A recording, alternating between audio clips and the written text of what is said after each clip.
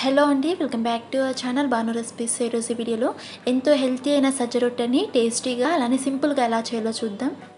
So ఈ వీడియోలో plain సజ్జ రొట్టె కాకుండా కొన్ని ఎక్స్ట్రా ఫ్లేవర్స్తో ఎంతో టేస్టీగా అలానే పిల్లలు ఎంతో ఇష్టపడేలా సింపుల్ వేలో ఎలా చేసుకోవాలో చూపిస్తున్నా. సో ఇక లేట్ చేయకుండా లెట్స్ స్టార్ట్. సో ముందుగా దీనికోసం ఒక మిక్సీ జార్ని తీసుకుని అందులోకి 2 టేబుల్ స్పూన్ వేయించిన వేరుశనగ పప్పు, అలానే 5-6 పచ్చిమిర్చిని వేసుకోవాలి. ఇలా వేసుకున్న తర్వాత ఇందులోకి 1 మీడియం సైజ్ ఉల్లిపాయ ముక్కలు, అలానే 1 కప్ క్యారెట్ తురుము వేసి మిక్సీ కాస్త కచ్చాపచ్చాగా వేసుకోవాలి. సో మీకు కావాలనుకుంటే వీటినన్నిటినీ సన్నగా తరుక్కునైనా డైరెక్ట్గా పిండిలో వేసి మిక్స్ చేసుకోవచ్చు.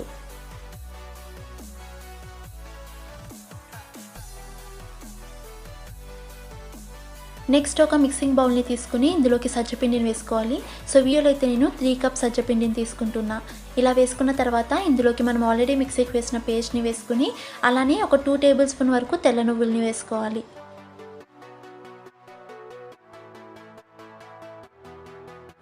నెక్స్ట్ ఇందులోకి 2 టేబుల్ స్పూన్ సన్నగా తరిగిన కరివేపాకు, 1 టీ స్పూన్ జీలకర్ర, అలానే తగినంత సాల్ట్ని వేసి ఒకసారి బాగా మిక్స్ చేసుకోవాలి.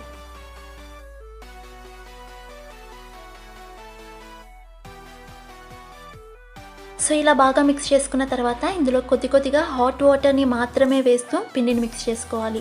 సో సజ్జపిండి వాటర్ని ఎక్కువ అబ్జర్వ్ చేయదని గుర్తుంచుకొని కొద్దిగా వాటర్ని మాత్రమే యాడ్ చేస్తూ మిక్స్ చేసుకోవాలి. సో ఫస్ట్ అంతా ఇలా గరిటెతో మిక్స్ చేసుకుని పిండి కాస్త చల్లారిన తర్వాత చేతితో ఒత్తుకోవడం స్టార్ట్ చేయాలి. సో ఈ పిండిని ఖచ్చితంగా 5-6 నిమిషాల పాటు ఒత్తుకోవాలి. సో ఈ పిండిని ఎంత బాగా ఒత్తుకుంటే మనం రొట్టె చేసేటప్పుడు విరగకుండా అంత బాగా వస్తాయి. సో ఇలా 5-6 నిమిషాల పాటు బాగా ఒత్తుకున్న తర్వాత చపాతీ ముద్ద సైజులో వీటిని ఈక్వల్ పార్ట్స్గా డివైడ్ చేసుకోవాలి. నెక్స్ట్ ఇప్పుడు ఒక పాలిథిన్ కవర్ని తీసుకుని దాని మీద కాస్త ఆయిల్ని అప్లై చేసుకోవాలి. సో ఇలా ఆయిల్ గ్రీస్ చేసుకున్న తర్వాత దీని మీద సజ్జపిండి ముద్దను పెట్టేసి చేతితోనే మీకు ఎంత వీలైతే అంత పల్చగా ఒత్తుకోవాలి. సో ఇలా ఆయిల్ అప్లై చేసి ఒత్తడం చాలా ఈజీ. సో బాగా ఎక్స్పీరియన్స్ ఉన్న వాళ్ళైతే పొడి పిండిని చల్లుతూనే ఒత్తేస్తారు, వాళ్ళ ఆయిల్ వేసుకోవడం అవసరం లేదు. కానీ రాని వాళ్ళు ఇలా ఆయిల్ని అప్లై చేసి చేయడం చాలా ఈజీ ప్రాసెస్. సో రొట్టెని చాలామంది క్రిస్పీగానే ఇష్టపడతారు. సో క్రిస్పీగా రొట్టె కావాలనుకున్న వాళ్ళు వీడియోలో చూపిస్తున్నట్టు ఇలా పల్చగా ఒత్తుకోవాలి.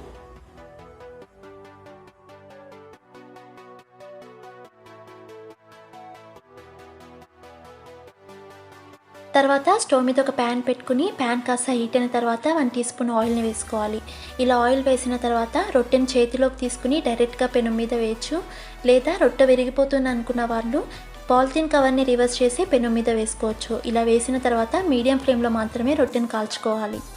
ఇలా 1 సైడ్ కాలిన తర్వాత కొద్దిగా ఆయిల్ని వేసి సెకండ్ సైడ్ టర్న్ చేసుకుని మీడియం ఫ్లేమ్లోనే కాల్చుకోవాలి.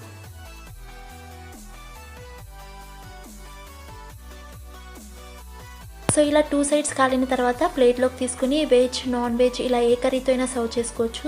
ఎస్పెషల్లీ ఉల్లికారంతో అయితే చాలా బాగుంటుంది. సో ఈ వీడియో మీకు నచ్చినట్టయితే వీడియోని లైక్ చేసి మరిన్ని టేస్టీ అండ్ హెల్తీ రెసిపీస్ కోసం మన ఛానల్ని సబ్స్క్రైబ్ చేసుకుని పక్కనే ఉన్న బెల్ ఐకాన్ని కూడా హిట్ చేయండి. సో నేను పోస్ట్ చేసే ప్రతి వీడియోకి మీకు నోటిఫికేషన్ వస్తుంది. And thanks for watching.